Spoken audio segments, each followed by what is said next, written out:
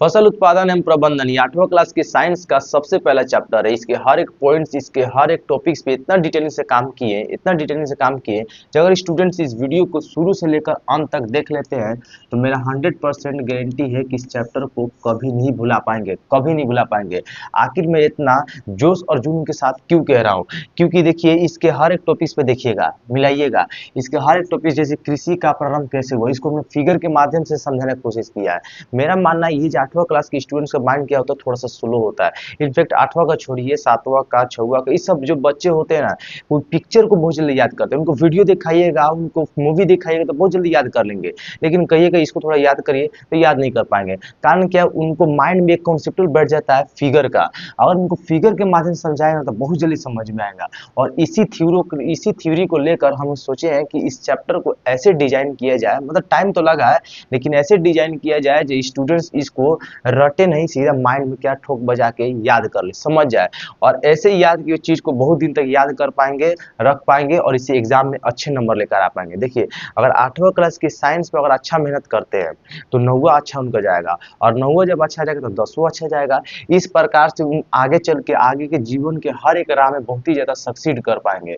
तो चलिए हम लोग स्टार्ट करते हैं। अगर आपको भरोसा नहीं होगा तो देखिएगा यहाँ पे हर एक टॉपिक्स का जो है हमने फिगर के माध्यम से समझाने का प्रयास करने वाले हैं। ठीक है, देखिए ये भी देखिए यहाँ फिगर है, यहाँ पे देखिए, यहाँ थोड़ा सा और नीचे जाएंगे तो हर एक टॉपिक्स को देखिएगा फिगर के माध्यम से। फिगर जब भी यहाँ फिगर देखने को मिलेगा, स्टूडेंट्स को याद करने का लाफड़ा जो है बहुत ज्यादा कम हो जाएगा। हमको सिर्फ थोड़ा थोड़ा समझाना होगा और स्टूडेंट ऑटोमेटिक फिगर से क्या हो जाएगा, समझ जाएंगे। डिजिटल होने का थोड़ा सा तो ऐसा फायदा होना चाहिए, जब मतलब मान लीजिए डिजिटल चीज होने का क्या फायदा हुआ, जब स्टूडेंट्स को अगर ऐसे चीज को अगर हम स्क्रीन पर ना लेकर आ पाए तो फायदा क्या हुआ।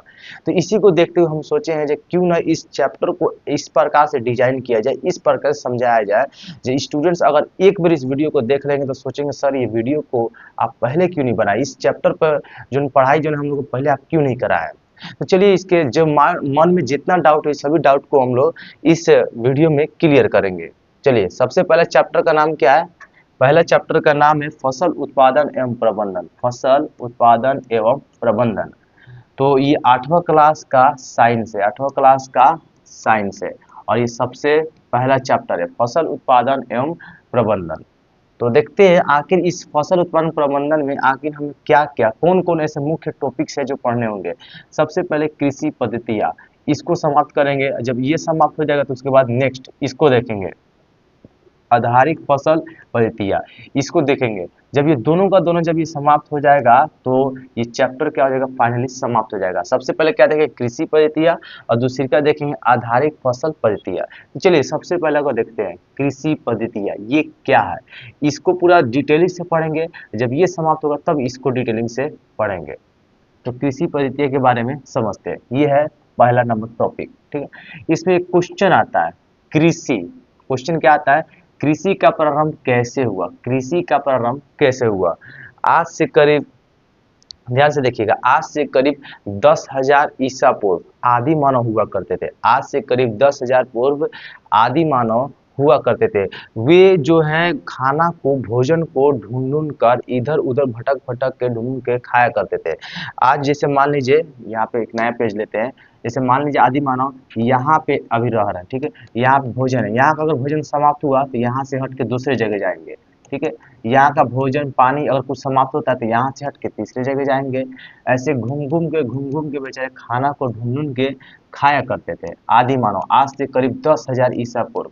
और ऐसे घूम के खाते खाते खाते खाते वो सोचे, मतलब जैसे दिन बदलता है ना, टाइम बदलते गया, समय बीतता गया, और आदि मानव एक समय एक ऐसा है जो आदि मानव ने अपना घर का निर्माण किया, अपने आवास का निर्माण कराया। क्या, अपने आवास का निर्माण किया, अपने घर का रहने का ठिकाना बनाया। और जब रहने लगे आदि मानव तो वो सोचे जब हम अपने भोजन को मतलब इधर से उधर से इधर ढूंढ ढूंढ के खा रहा है, इससे बने क्यों ना हम भोजन को उगाया है, इसे बने क्यों ना हम भोजन को उगाए। और इस भोजन उगाने के प्रक्रिया को हम लोग कृषि कहना चालू कर दिए, जो कि आदि मानव से हमको सीखने को मिला है। ये कृषि करने का, ये कृषि करना हम लोग किससे सीखे, आदि मानव से सीखे हैं। यहाँ लिख भी दिए हैं, यहाँ लिख भी दिए हैं, लगभग 10,000 ईसा पूर्व, लगभग 10,000 ईसा पूर्व तक मनुष्य घुमंतु थे। किस प्रवृत्ति के थे, घुमंतु प्रवृत्ति थे। वे भोजन के तलाश में जगह जगह भटकते रहते थे। वे भोजन के तलाश में कहाँ भटकते थे? जगह जगह भटकते रहते थे। लेकिन समय बीतता गया, वे एक जगह पे रुके, अर्थात आवास बनाया। वे एक जगह पे रुके, आवास बनाए, और वे भोजन को उगाने लगे। और भोजन को उगाने लगे, इस प्रकार हमें क्या चीज का प्रारंभ हुआ? कृषि का प्रारंभ हुआ। इस प्रकार से हम कृषि करना सीख गए। तो मेरा ख्याल से आपको समझ में आ गया होगा कृषि का प्रारंभ कैसे हुआ। चलिए अब देखते हैं नेक्स्ट, फसल। फसल किसे कहते हैं? जैसे देखिएगा यहाँ पर ये एक कट्ठा खेत हो गया। क्या हो गया? एक कट्ठा खेत हो गया। इस खेत में अगर हम सिर्फ धान का अगर फसल बोते हैं, सिर्फ धान का फसल होता है और कुछ भी नहीं, सिर्फ धान का फसल बोते हैं, मतलब सिर्फ धान को अगर हम उपजाते हैं तो वो क्या कहलाएंगे? फसल कहलाएंगे। वो क्या कहलाएंगे? फसल कहलाएंगे। यानी एक ही किस्म के, क्या बोल रहा है, जब एक ही किस्म के पौधे किसी स्थान पर बड़े पैमाने पर उगाए जाते हैं, तो उसे क्या कहते हैं? फसल कहते हैं। जैसे इसमें धान उगाए, या गेहूं उगाए, या ये मक्का उगाए, या ईख ईख बो दे, ऐसे करके कोई भी फसल बोए, लेकिन सिर्फ एक ही प्रजाति का, एक ही जाति का बोए। जैसे अगर धान बोए तो सिर्फ धान, इसके साथ कोई चीज का फेटो नहीं होना चाहिए। गेहूं बोए तो सिर्फ गेहूं, मक्का बोए तो सिर्फ मक्का, या ईख बोए तो सिर्फ ईख, या अलुई की अगर हम खेती करना चाहे तो सिर्फ अलुई की खेती करिए।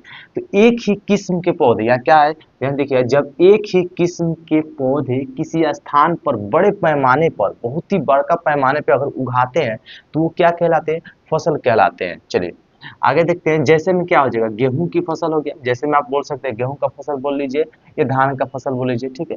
अगर बोला जाए तो फसल कई प्रकार के होते हैं। जैसे अन्न हो गया, सब्जियां हो गया, फल हो गया। जैसे हम फल में रख सकते हैं, सब्जियों में रख सकते हैं। लेकिन अगर हम देखें फसल का वर्गीकरण, जिस मौसम में पौधे उगाए जाते हैं उसके आधार पर होते हैं। अगर मुख्य रूप से देखा जाए तो हम लोग मौसम के अनुसार को फसल बोते हैं। देखिए, ठंडी का मौसम में कोई और फसल बोते हैं, गर्मी के मौसम में कोई और फसल बोते हैं, बारिश वाले मौसम में कोई और फसल बोते हैं।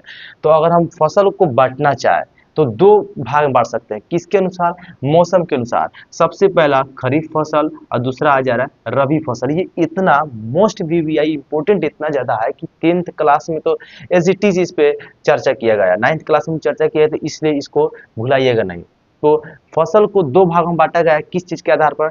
मौसम के आधार पर। सबसे पहला कौन सा फसल होगा? खरीफ फसल। खरीफ फसल। दूसरी का क्या होगा? रबी फसल। एक तीसरी का फसल भी आता है, लेकिन उसका डिस्कशन हम थोड़ा सा करेंगे, एक लाइन में करेंगे, वो इसी वीडियो में करेंगे, ठीक है। तो चलिए, सबसे मेन जरूरी क्या है? खरीफ फसल के बारे में जानना और रबी फसल के बारे में जानना। तो अगर आपसे कोई पूछता है जी कृषि क्या है, कृषि किसे कहते हैं, तो आप बोल दीजिएगा कि आज से करीब 10,000 ईसा पूर्व आदि मानव घुमंती प्रवृत्ति के हुआ करते थे। वे जगह जगह भोजन को ढूंढ ढूंढ के खाते थे, ठीक है। लेकिन समय बीतता गया और वे आवास के निर्माण किए, अर्थात घर बनाए, और घर बनाने के कारण वे कृषि का प्रारंभ किया। और उसी दिन से, मतलब घर बनाने के कारण कृषि प्रारंभ किया, उसी दिन से मतलब वो भोजन को उगाना स्टार्ट किए, तो उसी दिन से क्या चीज का प्रारंभ हुआ? कृषि का प्रारंभ हुआ। फिर से दोबारा सुनिएगा, कृषि किसे कहते हैं? आज से करीब 10,000 ईसा पूर्व आदि मानव घुमंती प्रवृत्ति के हुआ करते थे। वे अपने भोजन के तलाश में इधर उधर भटकते थे, लेकिन समय बीतता गया, और समय बीतने के कारण वे आवास के निर्माण किए, और आवास निर्माण करने के पश्चात वे भोजन को उगाना सीखे और भोजन को उगाने लग गए। उगाने की ये प्रक्रिया जो होता है ना, कृषि कहलाता है। मेरे ख्याल से आपको अच्छा समझ में आया होगा।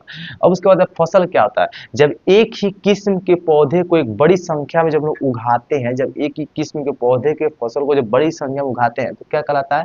फसल कहलाता है। पॉइंट रखिएगा, ठीक है। फसल को अगर हम देखें तो मौसम के आधार पर दो वर्गों में बांटते हैं। सबसे पहला खरीफ फसल, दूसरी का आ जाता है रबी फसल। अब खरीफ फसल क्या है, रबी फसल क्या है, इसमें समझेंगे। सबसे पहले आता है खरीफ फसल।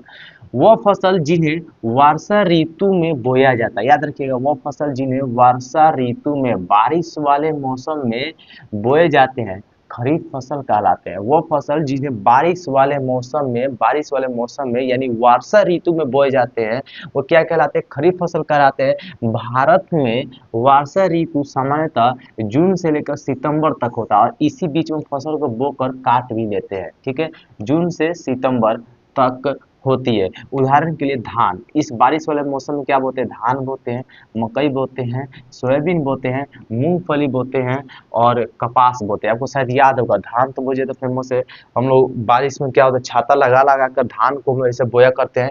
ठीक है, तो ये सब बड़ा दुख वाला फसल बोने का प्रक्रिया, वर्षा वाला में बड़ा तकलीफ से हम लोग बोते हैं। तो कोई पूछेगा खरीफ फसल क्या है, तो आप बोलिएगा वैसे फसल को कहते हैं जो वर्षा ऋतु में यानी बारिश वाले मौसम में बोए जाते हैं वो खरीफ फसल कहलाते हैं। और ये भारत में बोया कब से कब जाता है, जून से लेकर सितंबर तक बोया जाता है। सामान्यतः ये जून से लेकर सितंबर तक होता है। ठीक है, जैसे उदाहरण में हो गया धान, मक्का, सोयाबीन, मूंगफली और कपास हो गया, इत्यादि में रख लीजिए। ठीक, उसके बाद है रबी फसल। रबी फसल क्या है, तो ये वैसे प्रकार के फसल होते हैं जिन्हें शीत ऋतु में यानी अक्टूबर से लेकर मार्च में बोया जाता है। शीत ऋतु कहने का मतलब ठंडी वाले फसल यानी ठंडी में बोया जाता है। वैसा फसल को कहते हैं जो शीत ऋतु में बोया जाता है। कब से कब, अक्टूबर से लेकर मार्च में बोया जाता है, रबी फसल कहलाता है। अब रबी फसल में क्या क्या आते हैं, गेहूं आ जाते हैं, चना आ जाते हैं, मटर आ जाते हैं, सरसों आ जाते हैं और अलसी आ जाते हैं। फिर से ध्यान सुनिएगा, उदाहरण क्या है, गेहूं आ जाते हैं, चना आ जाते हैं, मटर आ जाते हैं, सरसों आ जाते हैं और अलसी आ जाते हैं। ठीक है, रबी फसल किसे कहते हैं, वैसे फसल जो वर्षा ऋतु में नहीं ठंडी वाले मौसम में यानी शीत ऋतु में बोया जाता है, उन्हें हम लोग रबी फसल कहते हैं। और खरीफ फसल किसे कहते हैं, जो बारिश वाले मौसम में बोए जाते हैं उन्हें खरीफ फसल कहते हैं। हर एक पॉइंट को हम सोच रहे हैं, याद कराते चले। ठीक है, जैसे ये देख पा रहे हैं धान है और ये देख पा रहे हैं गेहूं है। ठीक है, अब देखिए अगर कहीं ऑप्शन में बोल दिया धान, क्या बोल दिया, धान किस मौसम वाला फसल है, तो याद करिएगा ये बारिश वाला यानी वर्षा ऋतु का फसल है। किस ऋतु का फसल है, वर्षा ऋतु का फसल है। अगर कहीं बोल दिया कोई गेहूं, गेहूं किस मौसम का फसल है, तो ये बतला दीजिएगा ये शीत ऋतु का फसल है, यानी इसको हम लिख सकते हैं रबी फसल, यानी इसे हम लोग कह सकते हैं रबी फसल और इसे कह सकते हैं हम लोग खरीफ फसल। क्या कह सकते हैं, खरीफ फसल। चलिए एक और हम बात किए थे, फसल का 3 प्रजाति हो सकता है मुख्य रूप से। अगर मुख्य रूप से देखा जाए 2 होता है, लेकिन हम लोग एक और तीसरा भी देखते हैं गर्मी वाले, जिसे ग्रीष्म ऋतु वाले फसल भी बोते हैं। ये वैसे फसल होता है जिसमें हम लोग गर्मी के मौसम में बोते हैं, जैसे तरबूजा, खरबूजा देख रहे हैं, ये सब गर्मी के मौसम में होता है। लालमी वाली भी देखते हैं, सब गर्मी के मौसम में तो आता है, पिकअप पे पिकअप आता है और हम लोग गर्मी में आराम से इसको खाया करते हैं, तो सब आपको याद होगा। तो उसको कौन से ऋतु वाले फसल बोलते हैं, ग्रीष्म ऋतु वाले फसल बोलते हैं। ठीक है, चलिए अब आगे देखते हैं। 2 बी नंबर में, यहाँ पॉइंट पकड़िएगा, यहाँ पॉइंट देखिएगा, यहाँ पे था सबसे पहले कृषि पद्धतियाँ, चूंकि इसका हम लोग पढ़ाई कर लिए पूरे अच्छी ढंग से। अब आ गया आधारिक फसल पद्धतियाँ, इसका पॉइंट अब आ रहा है, यानी ये जो है इसी पॉइंट में पूरा का पूरा चैप्टर क्या हो जाएगा, क्लियर हो जाएगा। यही है 2 नंबर, आधारिक फसल पद्धतियाँ। इसमें क्या क्या पढ़ा जाएगा, इसमें सबसे पहले देखेंगे कृषि पद्धतियाँ, यानी जब हम खेती करते हैं तो खेती करने में क्या क्या ऐसे बातों को जानना आवश्यक है। जब हम खेती करते हैं तो उसमें खेती के लिए क्या क्या मुख्य बातें को जानना आवश्यक है, मुख्य बातें को जानना क्या क्या आवश्यक है। देखिए, फसल उगाने के लिए किसानों को कई कार्य एक निश्चित अवधि में करने होते हैं। एक निश्चित फसल उगाने के लिए किसान को कई कार्य एक निश्चित अवधि, एक निश्चित टाइम में करने होते हैं। ये सभी क्रियाकलाप कृषि पद्धतियाँ कहलाती है। कृषि पद्धतियाँ निम्नलिखित प्रकार की होती है। हमने कहा खेती करने के लिए, इस खेत में कोई अनाज बोने के लिए क्या डायरेक्टली आके अनाज थोड़ी बो देंगे, अरे इस खेत में बहुत सारे काम करने होते हैं, बहुत सारे कुछ प्रक्रिया करने होते हैं। ये सभी प्रक्रिया क्या कहलाते हैं, कृषि पद्धतियाँ कहलाते हैं। देखिए इस खेत में काम करेंगे, सबसे पहले कौन सा क्रियाकलाप किया था, मिट्टी को तैयार करना होता है। इस मिट्टी को भुरभुरा बनाते हैं, तैयार करते हैं। जब मिट्टी तैयार हो जाता है तब क्या करते हैं, इसमें बुआई करते हैं। क्या करते हैं, बुआई। जब मिट्टी को ट्रैक्टर से जोत दिया जाता है, हल बैल से जोत देता है, जब मिट्टी भुरभुरा हो जाता है तब उसके बाद क्या करते हैं, बुआई करते हैं। जब बुआई हो जाता है तब उसके खर खाद एवं उर्वरक देना है। तो जब अब बुआई कर दिए तो टाइम के अनुसार खाद भी देंगे, उर्वरक वाला सामान भी देंगे, तब ना जाके फसल वृद्धि करेगा। तब उसके बाद आता है डी नंबर में, ये 4 नंबर पॉइंट में सिंचाई।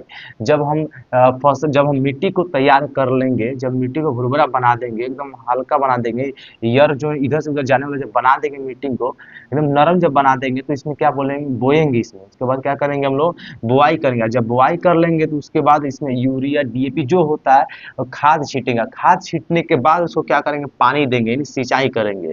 उसके बाद क्या करेंगे, खरपतवार से सुरक्षा करेंगे। जब फसल थोड़ा सा बड़ा हो जाता है तो देखिएगा फसल के बीच बीच में बहुत सारे से खरपतवार आ जाते हैं। उसको अगर नहीं हटाएंगे, अगर मान लीजिए यहाँ पे एक फसल बोया गया, यहाँ पर एक फसल बोया गया है, जड़ इसका नीचे और ऊपर क्या फसल है, तो यह फसल बोया गया है, इसके बीच और कोई झाड़ी उड़ी अगर आ जाता है, इसको अगर आप नहीं उखाड़ेंगे तो इसके बीच में जो जो ऑक्सीजन जो आता है, जो ऑक्सीजन है, ऑक्सीजन ये इसको की जो पानी हो गया, जो चीज आ गया, वो किसको चाहिए, इस फसल को चाहिए।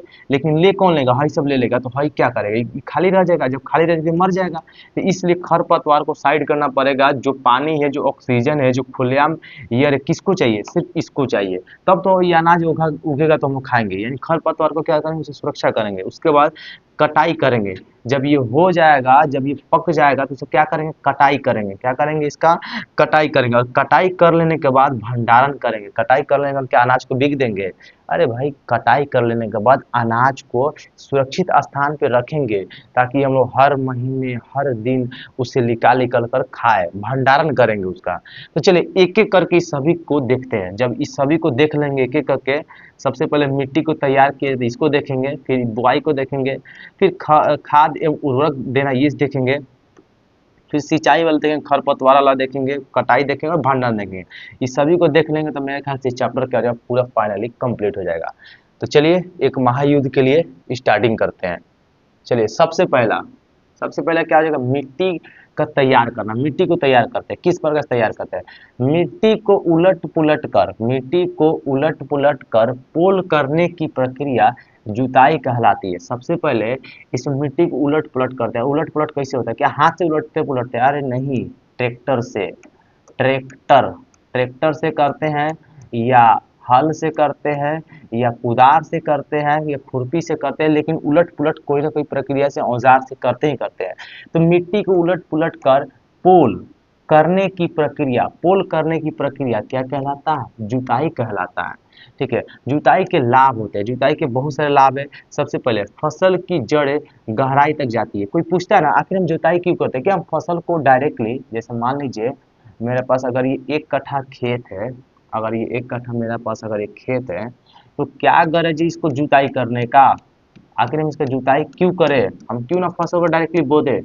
क्या हम फसल को डायरेक्टली बो सकते हैं, अगर हम बो सकते हैं तो क्या क्या घाटे होंगे, तो बहुत सारे घाटे होंगे। लेकिन अगर हम इसको जुताई करके अगर बोते हैं, क्या करके, जुताई करके बोते हैं, तो इसका क्या क्या फायदा होता है। अगर इस 1 कट्ठा खेत में अगर हम कोई फसल बोते हैं, मान लीजिए धान का बोते हैं या मकई का कोई चीज़ का फसल अगर हम बोते हैं, तो इस बोने में, जुताई करके बोने में क्या क्या इसके लाभ है, क्या क्या इसके फायदे हैं। चलिए एक एक पॉइंट में इसका विचार करते हैं।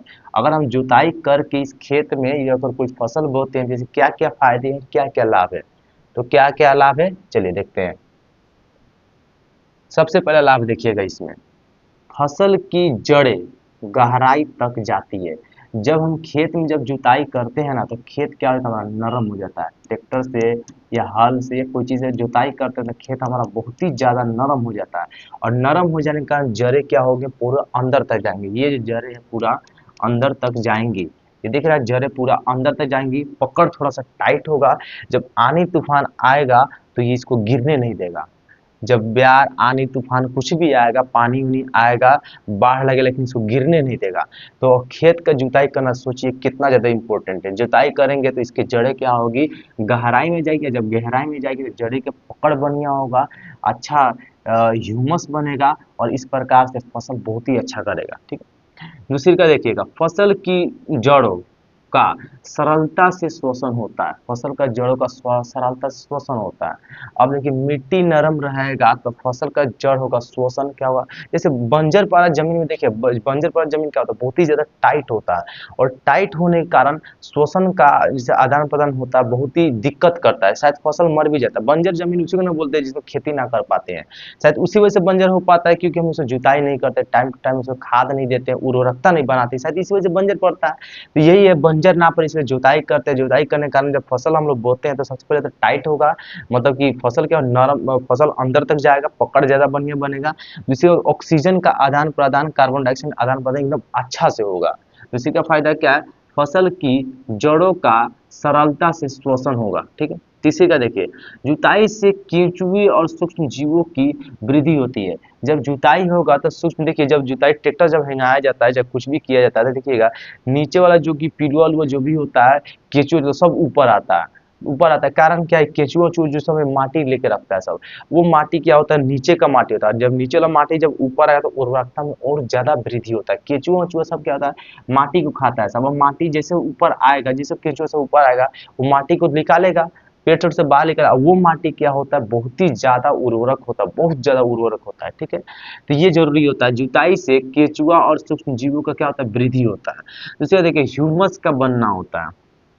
यही जो केचुआ चो देख पा रहे हैं, इनके द्वारा जब जमीन के अंदर से माटी, नया माटी को जब ऊपर ला के रखते हैं, जब नया माटी को ऊपर ला के रखते हैं तो ये रखते हैं, फिर उसके बाद ये केचुआ क्या होता है, मरते हैं।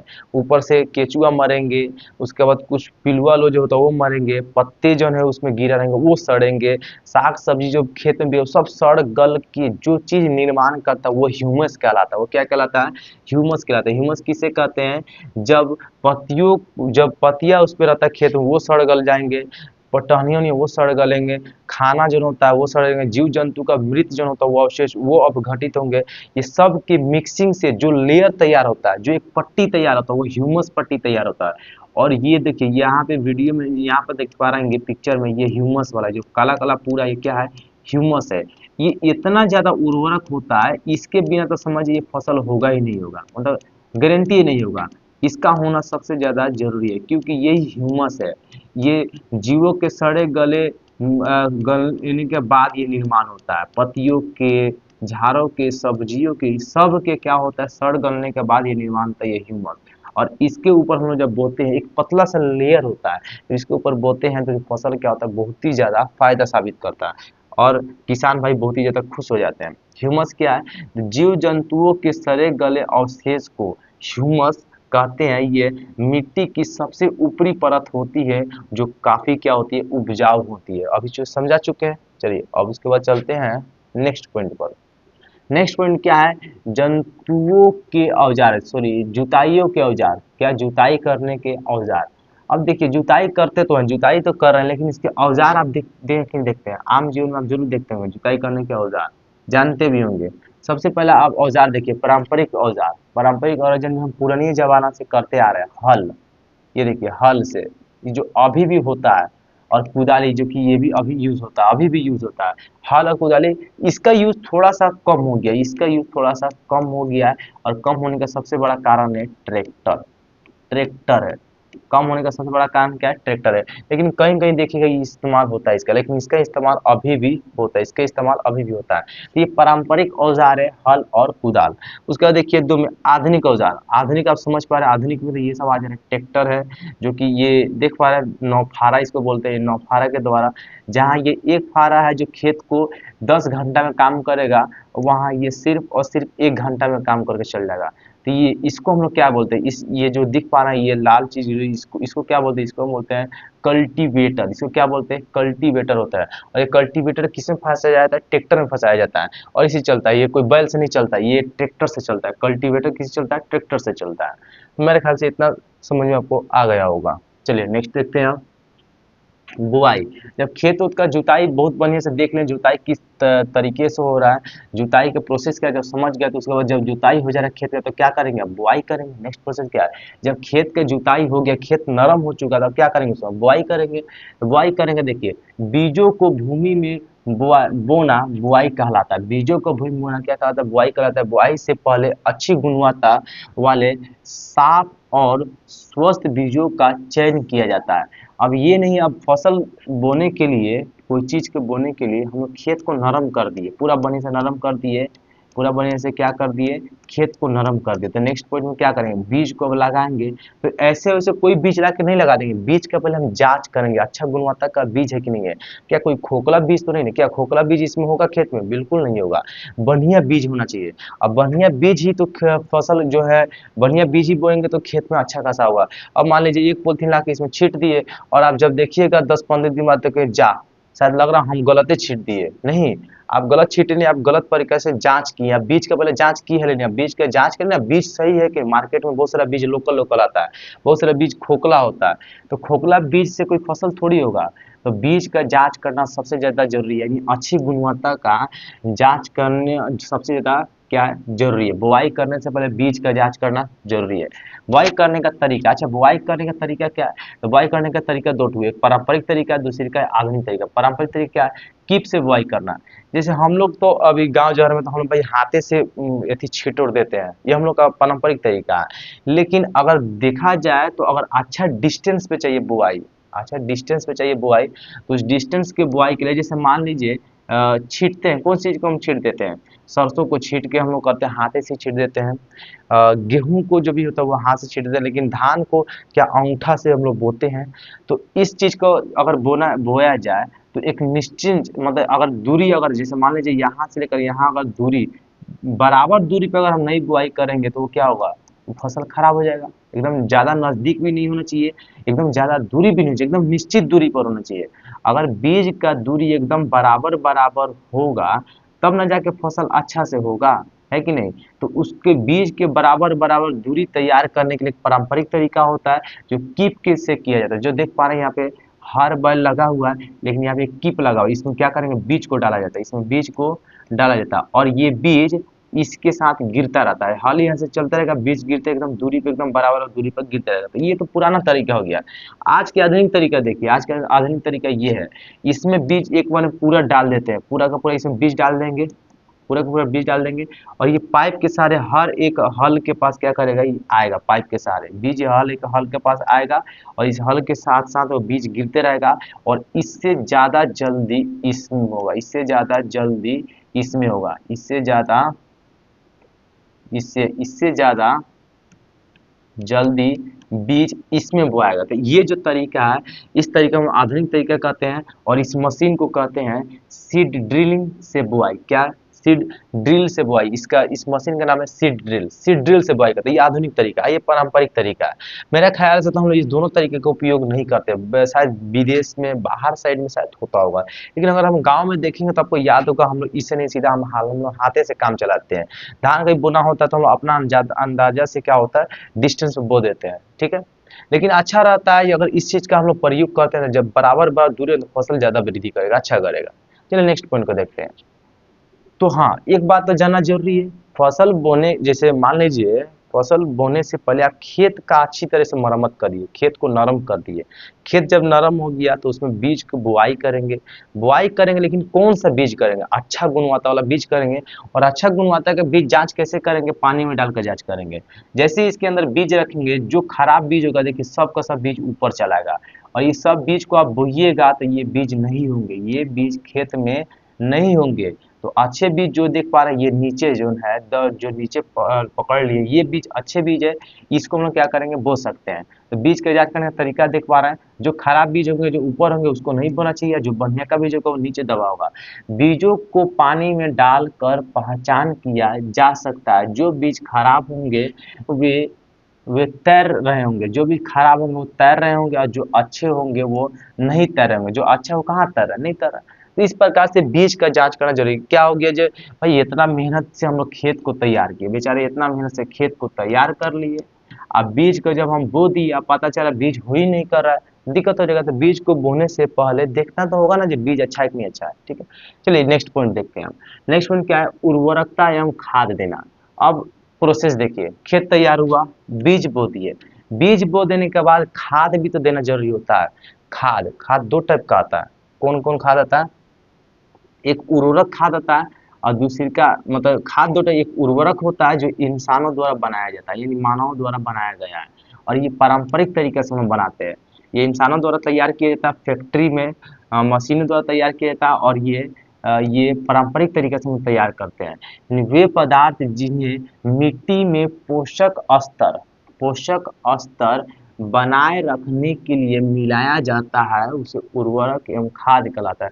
हम दिन भर चल सके उसके लिए क्या करते हैं, हम लोग खाना खाते हैं। हम लोग दिन भर चल सके, पढ़ा सके, जीवन अच्छा से जी सके पूरा दिन भर, इसलिए हम लोग खाना खाते हैं, अपने पेट भरते हैं, उससे ऊर्जा मिलता है। तो इसी प्रकार से एक खेत में खाली बोने से काम थोड़ी चलेगा, उसको उर्वरक वाला चीज भी देना पड़ता है और वो उर्वरक वाला चीज दो टाइप में आता है, एक खाद के रूप में आता है, एक उर्वरक के रूप में आता है। एक ऐसा चीज जो फैक्ट्रियों में तैयार किया जाता है और एक ऐसा चीज जो पारंपरिक तरीके से तैयार करते हैं, जो सब कोई जानता है, हम लोग गाँव जहाँ में इसको तैयार करते हैं। लेकिन ये जो होता है मशीन में, फैक्ट्री में मशीनों के द्वारा तैयार होता है। क्या उर्वरक और खाद के ये दोनों सेम दिख रहा है आपको? नहीं, आप देख पा रहे हैं ये है उर्वरक, जो ये यूरिया देख पा रहा है ये उर्वरक है। क्या इसको हम लोग अपना से तैयार करते हैं? नहीं, फैक्ट्री में तैयार होता है। इंसान तैयार करते हैं, लेकिन क्या चीज़ तैयार करते हैं? फैक्ट्रियों में तैयार करते हैं। क्या तैयार करते हैं? फैक्ट्री में तैयार करते हैं। और इसको तैयार हम लोग पारंपरिक तरीका से करते हैं। गाय के गोबर हो गया, सड़ा गला पदार्थ हो गया, उस सब को मिला उला कर मिक्सिंग को हम लोग प्यार से तैयार करते हैं और इससे ज़्यादा बीज सक्सेस होता है, इससे बहुत अच्छा फसल होता है, इससे भी बहुत अच्छा फसल होता है। ठीक है, अब पूछा जा सकता है दोनों में सबसे ज़्यादा फसल किस में होता है? कहीं मान लीजिए आपके दिमाग में एक सवाल तो जरूर आ रहा होगा कि सर अगर हम लोग ये दोनों में से हम कौन आके छींटे खेत में? सर मेरा खेती करने का टाइम आ रहा है, तो बतला सकते हैं आप जो कौन सा इसमें हम छिड़काव करें जिससे बीज बहुत बढ़िया वृद्धि करेगा? तो मेरा नज़र में तो ये है। ठीक है, लेकिन हम तो कह रहे हैं ये सबसे ज़्यादा होता है, ये जब छींटते हैं तो फसल बहुत ज़्यादा होता है, इसकी अपेक्षा बहुत ज़्यादा होता है, बहुत ज़्यादा होता है। लेकिन हर एक चीज़ का कुछ घाटा भी होता है और इसका घाटा जानते हैं क्या होता है? इसका घाटा ये है जो खेत खराब होता है। इसका घाटा क्या है? उर्वरक का घाटा ये है जो खेत खराब होता है। और इसका क्या कोई घाटा है? नहीं, इसका घाटा कोई भी नहीं है। इसका घाटा थोड़ा भी नहीं है, इससे खेत खराब नहीं होता, लेकिन इससे क्या होता है? खेत खराब होता है। जब हड़बड़ी में कोई चीज़ जब काम करता है, गड़बड़ जी होकबे करता है, इसमें हड़बड़ी के रूप में हम लोग छींट तो जरूर देते हैं, लेकिन इससे खेत क्या होता है? खराब हो जाता है। लेकिन इससे खेत खराब नहीं होता है। क्या दोनों का दोनों अलग अलग होता है? बिल्कुल अलग अलग होता है। उर्वरक और खाद में अंतर देखिए। उर्वरक एक मानव निर्मित लवण है, ये मानव द्वारा निर्मित किया गया ये मानव निर्मित लवण है। और खाद क्या है? खाद एक प्राकृतिक पदार्थ है जो गोबर एवं पौधे के अवशेष के विघटन से प्राप्त होता है। पौधे के, गोबर के, ये सब के विघटन, ये सब के सड़ने गलने के विघटन होने के बाद ये तैयार होता है। ठीक है, दूसरी का पॉइंट देखिएगा। उर्वरक का उत्पादन फैक्ट्री में होता है, इसका उत्पादन, उर्वरक का उत्पादन कहाँ होता है? फैक्ट्री में उत्पादन होता है। और इसका उत्पादन खाद खेतों में बनाई जा सकती है, इस खाद को खेतों में बनाते हैं। ठीक है, तीसरी का देखिए। उर्वरक से मिट्टी को ह्यूमस प्राप्त नहीं होता है, इससे ह्यूमस नहीं बनता है, ह्यूमस इसे नहीं बनता, ह्यूमस थोड़ा पहले समझा दिए। लेकिन इसे क्या बनता है? ह्यूमस प्राप्त होता है। ये जो जीव जंतु के सड़े गले अवशेष जो होता है ना, मिल जाते हैं, वो ह्यूमस ही तो कहलाते हैं, तो इससे ह्यूमस मिलता है। ठीक है, किसी का देखिए चौथा बोले। उर्वरक में पादप पोषक जैसे कि नाइट्रोजन, फास्फोरस तथा पोटेशियम, नाइट्रोजन, फास्फोरस तथा पोटेशियम प्रचुरता में होता है, इसमें बहुत ज़्यादा होता है।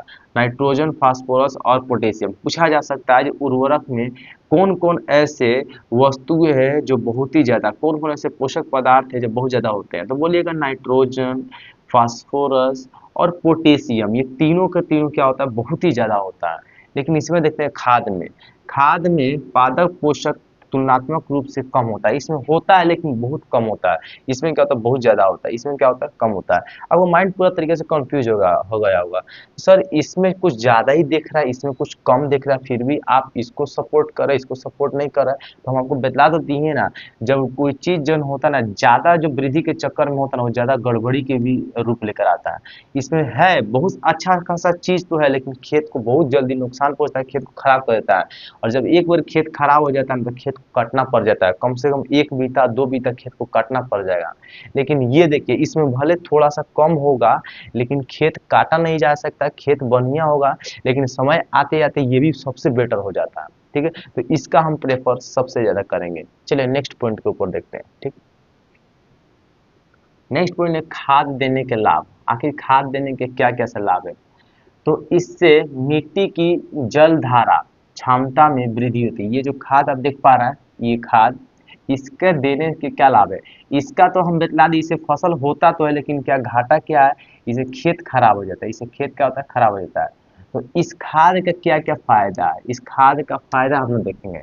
इसका फायदा क्या है? इससे मिट्टी की जल धारा क्षमता में वृद्धि होती है। जल धारण करने की क्षमता में क्या होता है? इसमें बहुत ज्यादा वृद्धि होता है। जल को ग्रहण करने की क्षमता क्या होता है? मिट्टी में बहुत ज्यादा हो जाता है, सिर्फ खाद के छिड़काव से। दूसरी का देखिए, इससे मिट्टी भुरभुरी एवं क्या सरंध्र हो जाती है, जिसके कारण गैस विनिमय सरलता से होता है। इसके छिड़काव से, इसके जो खाद देने के कारण मिट्टी भुरभुरी हो जाती है, ऑक्सीजन के आदान प्रदान, गैसों के आदान प्रदान एकदम अच्छा से होता है, सिर्फ खाद देने से। ठीक है, तीसरी में देखिएगा, इससे मित्र जीवाणु की संख्या में वृद्धि होती है। अब कोई सड़क गला पदार्थ से ही तो क्या तैयार होता है? खाद तैयार होता है। और उसको अगर हम छींटते हैं खेत में, तो सड़क गला पदार्थ को खाने के लिए पिलुआ उलुआ तो अइबे करेगा ना। तो इसको हम मित्र जीवाणु बोलते हैं। इससे मित्र जीवाणु की संख्या में क्या होती है? वृद्धि होती है। और जितना मित्र जीवाणु होगा, हमारे खेत के लिए सबसे ज्यादा फायदा है मित्र जीवाणु। ठीक है, चौथा पॉइंट देखिएगा, इससे जैविक खाद से मिट्टी का गठन सुधर जाता है। जैविक खाद से मिट्टी का, जैविक खाद मतलब यही गोबर वाला जो खाद होता है ना, उसको जैविक खाद बोलते हैं। इससे मिट्टी का गठन जो है ना पूरा सुधर जाता है। मिट्टी में जो भी बीमारियां होता है सब का सब सुधर जाता है, सिर्फ जैविक खाद के छिड़काव से। ठीक है, अब देखिए नोट वाला बात समझिएगा।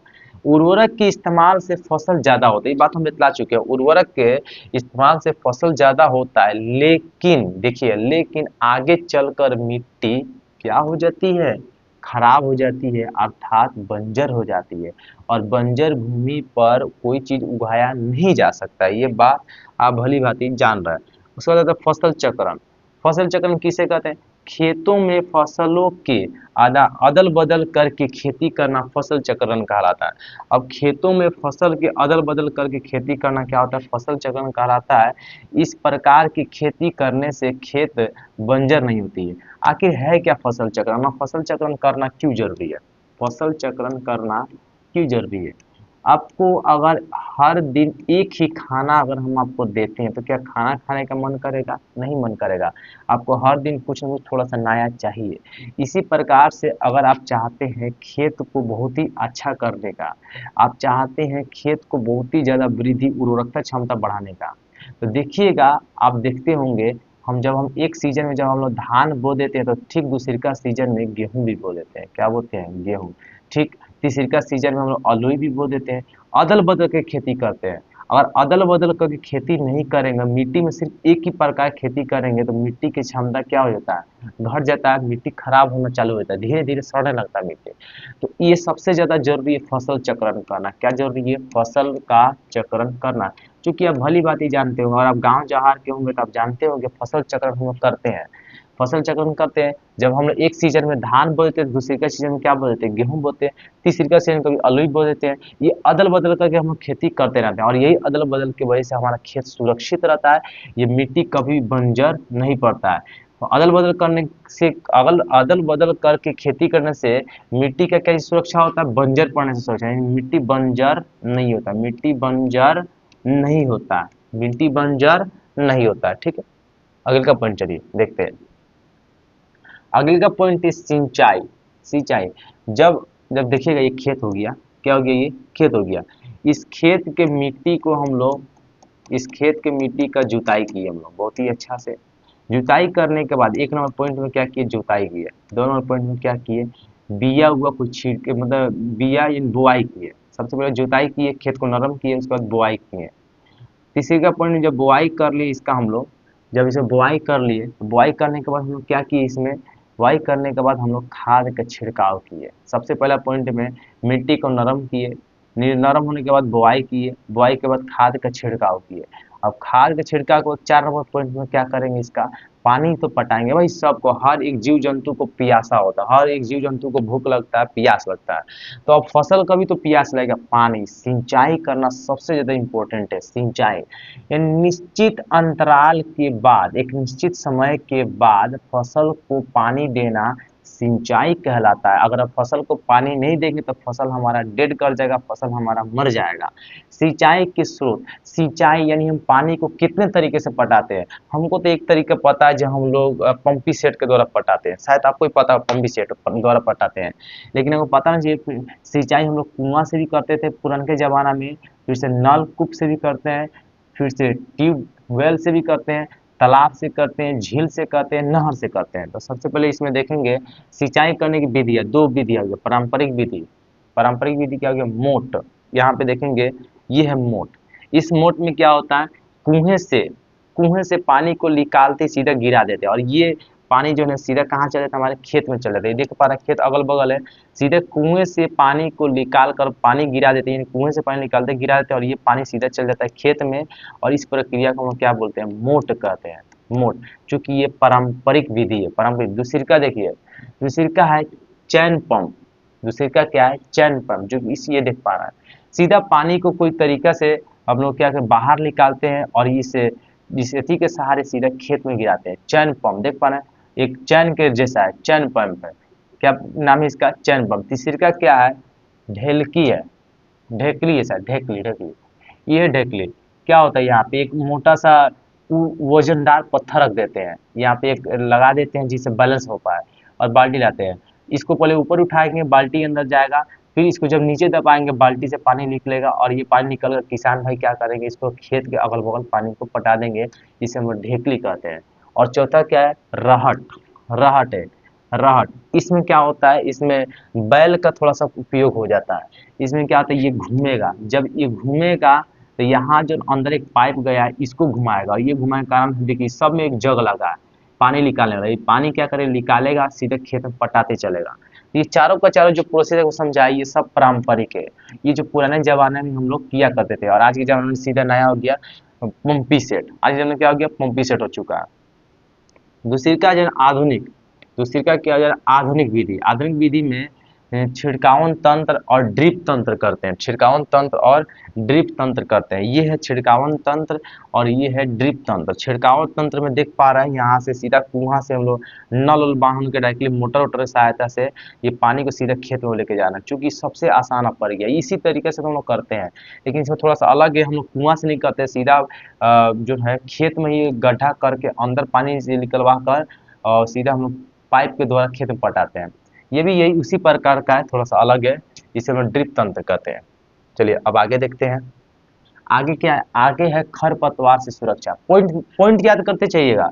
हम लोग सबसे पहला पॉइंट पे क्या पढ़े थे, सबसे पहला पॉइंट में खेत का जुताई किए, खेत को हम लोग नरम किए। दूसरा पॉइंट जब खेत को नरम कर दिए तो उसमें बुआई करेंगे, बुआई किए। अब बुआई करने के बाद तीसरे पॉइंट में हम लोग खाद को छींटे, खाद को छींटने के बाद चौथा पॉइंट हम लोग क्या किए, पानी को पटाए यानी सिंचाई किए। अब पांचवा पॉइंट क्या हो गया, पांचवा पॉइंट में जब फसल हमारा जब बड़ा हो जाता है तो खरपतवार हो जाता है। उस खरपतवार से सुरक्षा करने के लिए उस खरपतवार को हटाते हैं, यानी खरपतवार को हटाने की प्रक्रिया निराई कहलाती है। खरपतवार को हटाना जरूरी होता है, जिसे क्या कहते हैं, निराई कहते हैं। खरपतवार को हटाने की प्रक्रिया क्या कहलाती है, निराई कहलाती है। और निराई करने के निम्न तरीके होते हैं। सबसे पहले जुताई कर देते हैं, या हाथों से उखाड़ कर तरीका से हाथों से उखाड़ बीकते हैं, या रासायनिक उपचार करते हैं। तीन गो तरीका है, जुताई कर सकते हैं, हाथों से उखाड़, ये सबसे ज्यादा हम हाथों से उखाड़ते हैं, या सबसे तीसरे का तो रासायनिक। अब के जमाने में क्या रासायनिक उपचार, सीधा खाद को छीट देते हैं। लोग आलसी दिन ब दिन बनते जा रहा है, क्या कर रहा है, वो सोच रहे हैं हाथ से कब तक उखाड़ा जाएगा, जो झाड़ के बीच में जो खरपतवार फंसे उसको हाथ से हम कब तक उखाड़ेंगे। इससे मैंने कहा खाद ला के छीट दिया जाए। देखिए कोई कोई ऐसा इससे केमिकल आता है, केमिकल जो सिर्फ वो ऐसा केमिकल आता है, वो ऐसा केमिकल आता है जो खरपतवार को नुकसान पहुंचाता है, फसल को नुकसान नहीं पहुंचाता है, खरपतवार को नुकसान पहुंचाता है। वो जाके छीट देते हैं, वो खरपतवार मर जाएगा, फसल वहीं जिंदा रहेगा, और इस प्रकार से हम लोग काम भी क्या हो जाता है, आसान हो जाता है। ठीक है, तो ये खरपतवार नाशी के छिड़काव द्वारा के जिसका नाम 2,4-D है, इसका नाम 2,4-D है। क्योंकि देखे होंगे पीठवा पे जो होता है लगा लिया जाता है और एक बार हैंडल ऐसे मार लेते हैं और छिड़काव करते चलते हैं। ठीक है, ये देखे होंगे आप।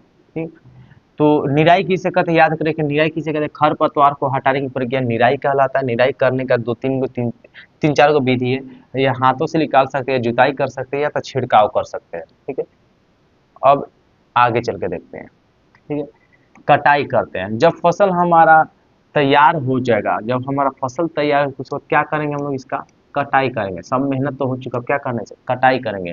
और कटाई करने का तरीका देख पा रहे हैं, इसको हम लोग हंसुआ कहते हैं, शायद हंसुआ ही कहते हैं। हम लोग हंसुआ से क्या करते हैं, कटाई करते हैं तो ट्रैक्टर से, ट्रैक्टर के पीछे जो लगा रहता है, आजकल आधुनिक तो वही हो गया, सब लोग उसी से कटवा रहा है, लेकिन ज्यादातर गाँव के लोग देखिए हंसुआ का उपयोग करता है। फसल जब पक जाता है, फसल जब पक जाता है तो उसके बाद हम क्या करते हैं, उसका कटाई किया जाता है। और कटाई करना सबसे ज़्यादा जरूरी है। अगर फसल कटाई करेंगे तब तो उसके बाद अनाज आएगा हमारे घर में है। कटाई करने की विधियाँ, दो विधियाँ, हाथों से कटाई करते हैं जिसे दरांती, दरांती इसी को बोलते हैं। इसी दरांती से हम क्या करते हैं, कटाई करते हैं। गांव में देखिएगा सबसे ज्यादा इसी का उपयोग होता है। गांव में भी जो थोड़ा अमीर टाइप के लोग होते हैं, जो मेहनत करना नहीं चाहते हैं, वो क्या करते हैं, सीधा इसका उपयोग करते हैं। गांव में जो थोड़ा अमीर टाइप के लोग होते हैं, वो चाहते हैं हाथों से ना कटे, तो वो किसका उपयोग करते हैं, इसका उपयोग करते हैं। सीधा मशीन जो है खेत में जाते रहेगा, फसल को सीधा लेके जाता रहेगा और बढ़िया अनाज को क्या करेगा, इसके माध्यम से, ये जो छलनी देखने से माध्यम से बोरा में चलाएगा। तो ये लोग इस्तेमाल कर रहे हैं। जो जो थोड़ा अमीर टाइप में आते हैं ना, ये करते हैं। बेचारे गरीब लोग क्या करते हैं, बेचारे हंसुआ से ही काटते हैं। ठीक है, जिसको हम लोग क्या कहते हैं, हार्वेस्टर से कटाई करते हैं। इसका नाम क्या है, हार्वेस्टर। ठीक है, कटाई कई कटाई की गई फसल से बीजों या दानों को भूसे से अलग करना होता है। अब जब फसल कटाई करते हैं तो उसके भूसे से दाना को अलग करेंगे। मेन दाना नहीं, भूसा खाते कि दाना खाते हैं, दाना ना खाते हैं लोग उसका, तो भूसा को अलग करना होता है। अब भूसा अलग करने के लिए थ्रेसिंग थ्रेसर आप देखते हो उसका उपयोग करते हैं। यह कार्य कंबाइन मशीन द्वारा किया जाता है। कंबाइन मशीन द्वारा, ये कंबाइन मशीन को थ्रेसर कहते हैं, जो वास्तव में हार्वेस्टर और थ्रेसर का संयुक्त रूप है। मतलब ये कंबाइन मशीन है, इसी को हम लोग हार्वेस्टर कहते हैं या थ्रेसर कहते हैं, हार्वेस्टर या थ्रेसर कहते हैं। इसी से क्या करते हैं, हम दोनों ही करा लेते हैं और फसल का जो पूरा मेहनत, जो हमारा एक साल का जो मेहनत होता है, उसको बोरा में कस के हम लोग घर पे लेकर आते हैं। ठीक है, विनोइंग क्या है, विनोइंग क्या है, प्रक्रिया में किसानों को हाथ से फसल को फटक कर दाने अलग करने होते हैं। अब इससे जो करके हम निकालते हैं, तो जो दाने होते हैं वो भूसा के साथ थोड़ा मोड़ा मिला हुआ होता है। भूसा के साथ थोड़ा मोड़ा क्या होता है, मिला होता है। इसको अलग करते हैं और देखेंगे ईया लोग को, हमारे दादी जी लोग को देखे होंगे या माँ लोग को देखेंगे, फटक फटक के क्या होते हैं, दाना को अलग करते हैं और भूसा को अलग बिक देते हैं। तो ये इसको हम लोग करते हैं विनोइंग कहते हैं। क्या कहते हैं, इसको हम लोग विनोइंग कहते हैं। चलिए नेक्स्ट पॉइंट देखते हैं। इसका बोल रहा है भंडारण। जब फसल सब तरीका से काम हो जा रहा है तो भंडारण करेंगे। अब ये हुआ कि एक नंबर पॉइंट में लोग क्या किए, खेत को नरम किए, खेत को नरम किए। दो नंबर पॉइंट में क्या किए, जब खेत नरम हो गया तो उसमें बुआई किए। तीन नंबर पॉइंट में क्या हुआ, बुआई करने के बाद उसको हम लोग खाद दिए, और खाद देने के बाद चार नंबर पॉइंट में क्या किए, पानी दिए।